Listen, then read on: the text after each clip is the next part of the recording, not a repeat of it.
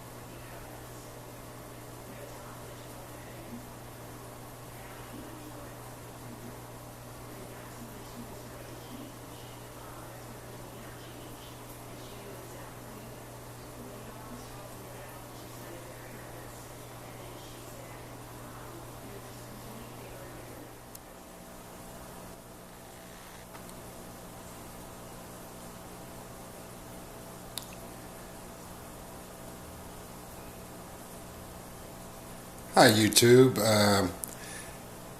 Just taking a quick look at the supposedly this is supposed to be a red-tailed loach, but the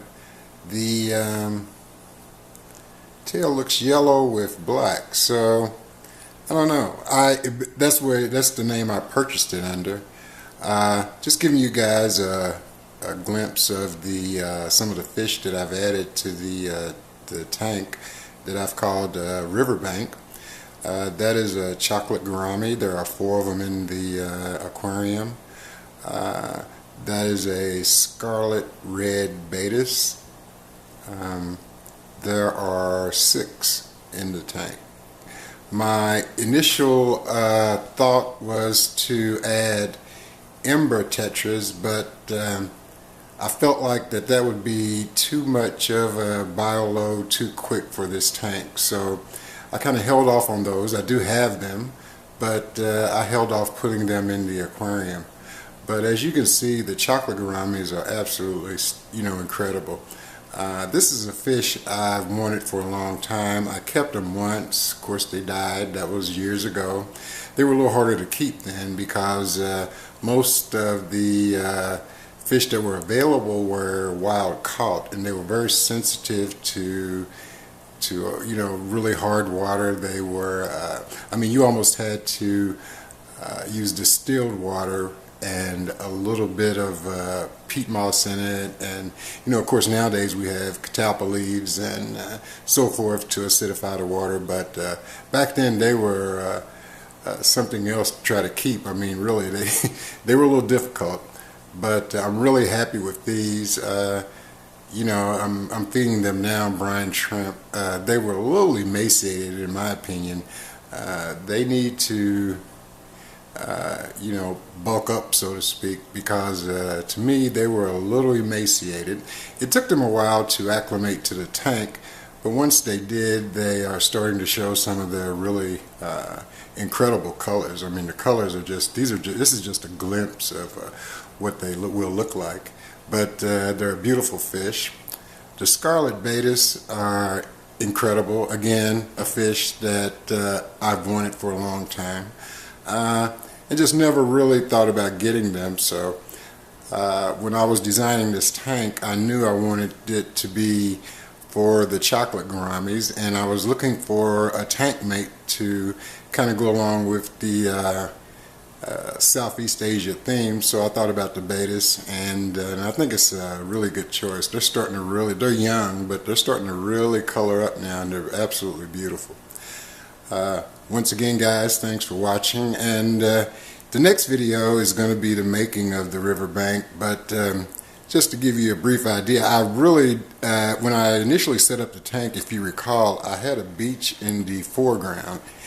And once I looked at it, and you know, they tell you to look at the hardscape. Well, I looked at it for over 2 weeks, and I didn't like the beach. So I had to take it out because it was really taking up too much real estate in the front part of the tank. So what I did was I took it out and decided on a carpet of baby tears, because my initial thought was to just use moss in the front part of the tank, which would have been nice along with the sand, but you know, I thought about it and I wanted to do a carpet of baby tears. So essentially that's what I did. The Pseudogastromyzon helfreni in the corner were in vitro grown.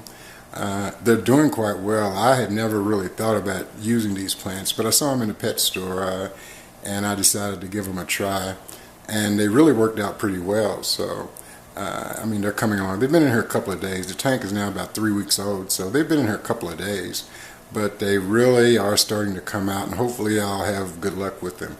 I normally don't like putting in plants that I don't have any familiarity with growing, especially in an aquarium like this where everything's pretty much set. I mean, really, you can't really, I can't really do a lot of things to this tank without upsetting the balance. So it's pretty much going to be the way it is, and hopefully it'll grow in really nicely.